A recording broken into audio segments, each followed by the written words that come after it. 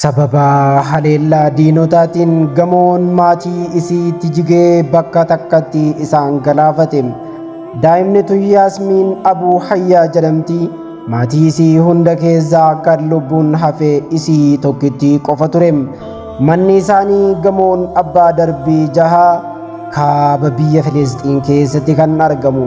Haleellaa Isruutiin baay'ee barbadaa'ee kan caccabeedha.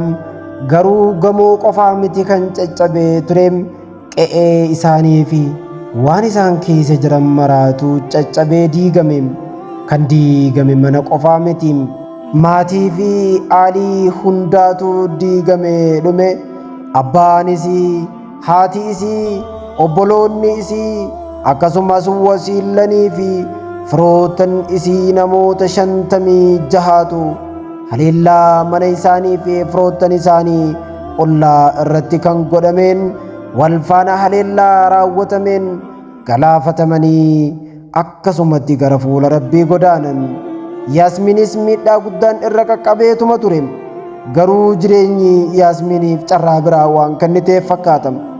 Miidhamtee godaannisa qaamaa qalbii waliin lubbuudhaan haftee jirti.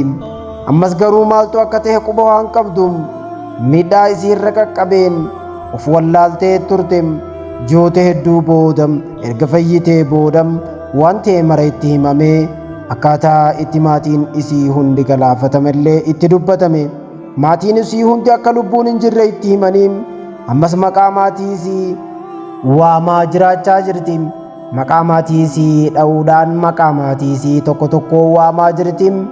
Yaasmiin lubbuun haftullee godaannisni qalbii isii keessaa baduu didee Rabbiin maatii isiitiif rahmata haa godhu jennam. Rabbiin isii immoo kan balaa kana dandamachiisee jireenya kana hunda keessattuu isii haa gargaaru. Tanfira malee haftee maatii malee haftee yaa Rabbi ati cinaa dhaabbadhu. Gaazixeessaa Usaamaa jedhamuutu seenaa kana nuuf qoode.